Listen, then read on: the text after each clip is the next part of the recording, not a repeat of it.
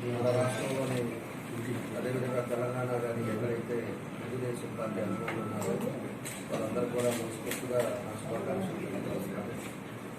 ఈరోజు ఒకసారి మనం తెలుగుదేశం పార్టీ విడుదలగా వచ్చింది, ఏ విధానాలతో వచ్చిందో కూడా మనందరూ కూడా తెలుగుదేశం పార్టీకి సంబంధించిన ప్రతి ఒక్క కార్యకర్త కానీ కూడా ఆలోచించాల్సిన విషయాలు. ఆ రోజుల్లో కాంగ్రెస్ ఒక్కటే ఆ రోజు ఉండే పరిస్థితి ఉంటే ప్రత్యామ్నాయంగా తెలుగుదేశం పార్టీ చేసిన ఏకైక నాయకులు ఎన్టీ రామారావు గారిని కూడా మనం గుర్తుంచుకోవాలి. ఆ రోజు ఉండే పరిస్థితుల్లో కూడా ఎక్కడైనా కూడా 9 నెలల్లో పెట్టింది ఈ భారతదేశంలో ఎక్కడ లేదు. రాబోయే రోజుల్లో కూడా జరగదని చెప్పేసి కూడా ఈ సందర్భంగా మేము తెలియజేస్తున్నాం. ఆయన ఆ రోజుల్లోనే పేద ప్రజలకు ఏం చేయాలి, ఏ పథకాలు పెడితే వాళ్ళు సంతోషంగా ఉంటారని ఒక ముందు చూపుతోటి ₹2 కిలో బియ్యం కానీ, పెన్షన్ కానీ, పక్కా గృహాలు కానీ అలాంటివన్నీ కూడా ఎన్నో చేసిన వ్యక్తి ఎన్టీ రామారావు గారు. ఈ రోజున కూడా అమలు జరుగుతున్నాయి అంటే ఆ రోజు దూరదృష్టితోటి ఆయన ఏదైతే చేస్తే బాగుంటుందో ఆ దారి చూపించామని చెప్పి కూడా మేము తెలియజేస్తా ఉన్నాం. ఆయన ఎప్పుడు కూడా రాజకీయ రంగాల్లో ఉన్న ఆయనకంటూ ఒక స్థానాన్ని సంపాదించుకోగలిగాడు.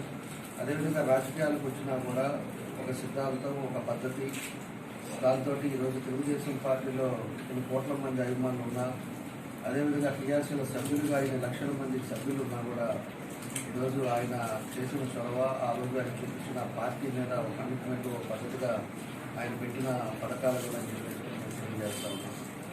ఆ తర్వాత వచ్చిన పరిస్థితులు కూడా మనం చూస్తా ఉన్నాం. చంద్రబాబు నాయుడు గారు రావడం, ఆ పార్టీని అదేవిధంగా ఎంతో మందిని ఈరోజు రాష్ట్రంలో అనేక కుటుంబాలకి సర్వీస్ చేసుకుంటా దాన్ని ముందుకు తీసుకెళ్తా పార్టీని ఈరోజు కూడా ఎన్నో లక్షల మంది, కోట్ల మంది అభిమానులు ఉండేట్టుగా ఈరోజు తెలుగుదేశం పార్టీ చంద్రబాబు జరుగుతుందని చెప్పేసి మేము తెలియజేస్తున్నాం.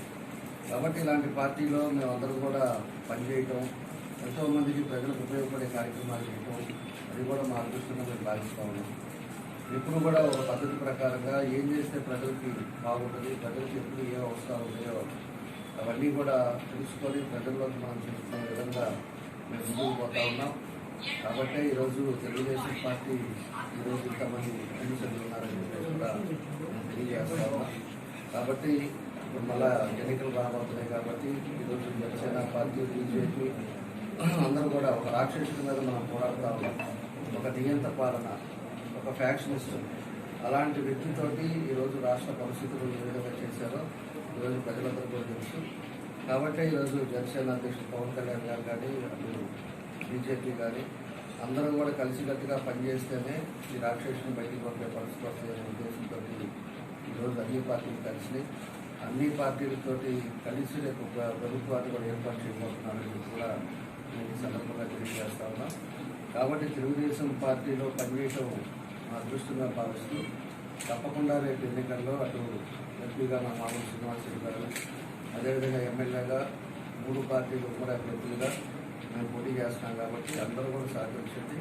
తప్పకుండా అన్ని విధాలుగా కూడా మీకు అండగా ఉంటాం. పార్టీకి ఏ విధంగా గుర్తింపు తీసుకురావాలో, వెనకటికి వాళ్ళ పెద్దలు ఏం చేశారో ఆ పద్ధతిలో మేము అందరూ కూడా ఉంటామని కూడా ఈ సందర్భంగా మేము తెలియజేస్తూ ఈరోజు తెలుగుదేశం పార్టీ కుటుంబ సభ్యులందరూ కూడా మరోసారి నా అభినందనలు తెలియజేస్తూ